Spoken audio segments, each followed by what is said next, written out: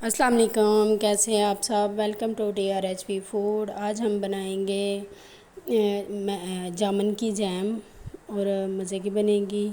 تو چلیں زیادہ ٹائم ویسٹ نہیں کرتے اور ریسیپی کی طرف آتے ہیں۔ سب سے پہلے ہم لوگوں نے جامن لینے ہیں بغیر گٹلی کے، ہم لوگوں نے گٹلی سے نکال کے، تو یہ ½ kg جامن ہے، ہم لوگوں نے اس کی گٹلی نکال دی ہے۔ اس کو ہم بلینڈر کے جگ کے اندر ڈالیں گے سارے کو، اور اس کا سافٹ سا پیسٹ بنا لیں گے۔ سارا یہ بلینڈ کر لیں گے۔ اس میں صرف ½ کپ پانی جائے گا، اس سے زیادہ ہم لوگ نہیں ڈالیں گے، کیونکہ ½ کپ میں یہ بالکل اچھی طرح سافٹ پیسٹ کے طور پہ بن جائیں گے۔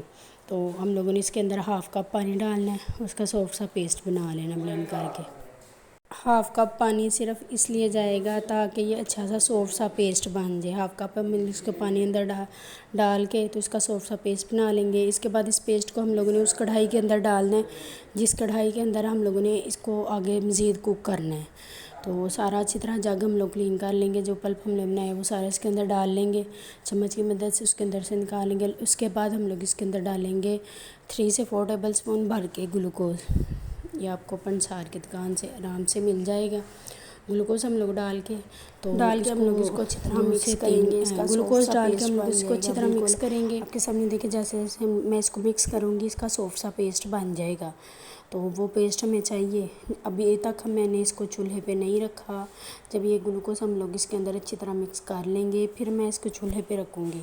یہ ہلکی ہلکی کھٹاس میں بنے گی، مزے کی، کھانے میں بھی مزہ آئے گا۔ تو اس کو ہم لوگوں نے چولہے پہ رکھ لینا ہے۔ اب پیسٹ بن گیا ہمارا بالکل فائن۔ اس کو چولہے پہ رکھ کے کوک کرنا سٹارٹ کریں گے۔ 15 سے 20 منٹ ہم لوگ اس کو کوک کریں گے۔ تو اس کے بعد ہم لوگ اس کے اندر ڈال دیں گے چینی ہم لوگوں نے جتنا پانی لیا تھا ½ کپ، اتنی ہم لوگوں نے چینی لینی ہے، اس سے زیادہ نہیں لینی۔ اس کو ہم لوگ کوک کرنا شروع کر دیں گے۔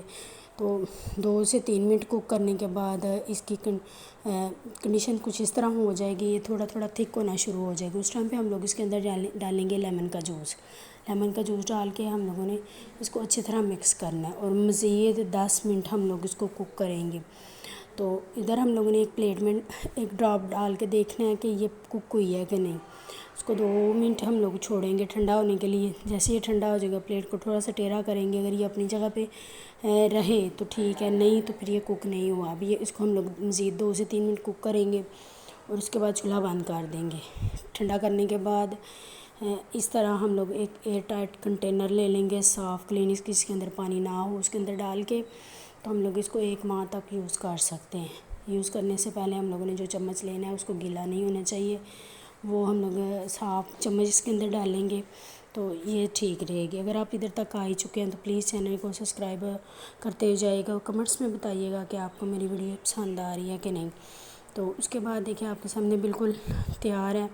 میں آپ کو بھی بریڈ پہ لگا کے بھی دکھاؤں گی۔ آپ اس کو پراٹھے کے ساتھ، بریڈ کے ساتھ بچوں کو سرو کر سکتے ہیں، مزیدار۔ دیکھیں بالکل اچھی سافٹ بنی ہے، تو کھانے میں بھی مزہ آئے گا۔